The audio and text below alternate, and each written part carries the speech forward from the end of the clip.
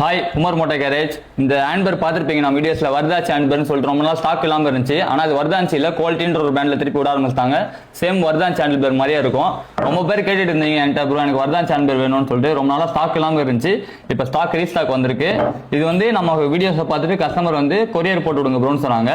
ஒன்று வந்து தர்மபுரிக்கு போகுது, இன்னொன்று வந்து கோவாக்கு போகுது. ஸோ இதே மாதிரி அதர் ஸ்டேட்டில் இருந்தாலும் நம்ம வீடியோஸ் பார்க்குறீங்கன்னா இந்த மாதிரி ஏதாவது ஒரு பொருள் வேணும்னா நமக்கு டிஎம் பண்ணுங்க. நம்ம all over India shipping also available இருக்குது.